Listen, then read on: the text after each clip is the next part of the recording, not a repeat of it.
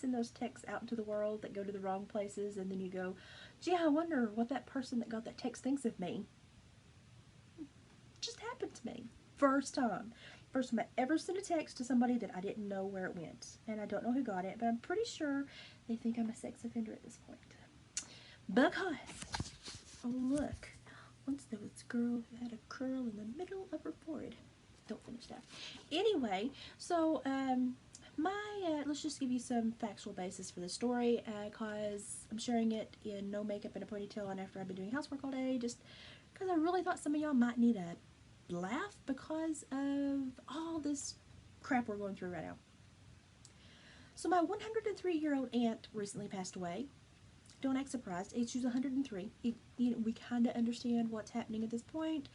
She got put in the hospital, the nursing home, like 10 years ago. She spent the last 10 years in the nursing home. My mother was her power of attorney and like the person that took care of everything for her. And she was rather wealthy in her days, back in the days, for someone that was around here. After all the care in the nursing home, that evaporated immediately. But she lived like quite the baller compared to most of us. And she had nice things. So they were cleaning out her house, and I was handed a box of china because you young people like to sell things on the World Wide Web, right? I didn't even correct them. I'm not young and I don't sell anything on the World Wide Web, but you know, whatever works for you, give me the box of china, I'll deal with it. So I put it in the storage department, or my storage shed, because I didn't want to deal with it in the house. And my mother had taken a couple of pictures of a few pieces before they had boxed them up because she was just curious about them. One of the pieces was a picture that was skinny on top and had a big old honey, and it was just big and it looked like a bowl onion. It really did. And she sent me a picture of it. She said, "Did you get to look at this one yet?" And she sent it to me like a couple days ago.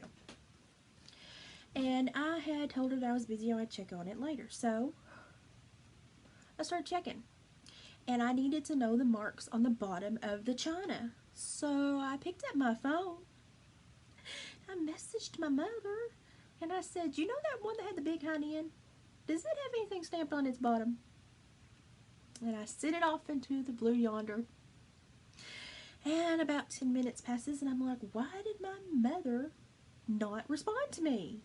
So I get my phone, and I realize, oh, I sent that to my son. They were one above the other in text message.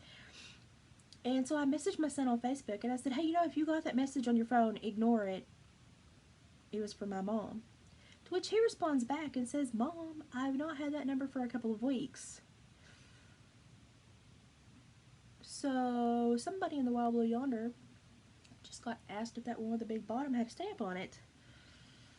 And they've not cared to respond. I'm probably scared to respond. And that's about the first time I really think I've ever sent a faulty text message. And honestly, with my demeanor and my big mouth, it's probably the best case scenario for what I could have sent. So, gonna call that one a win, and I'm calling it a night, and I'm going to bed.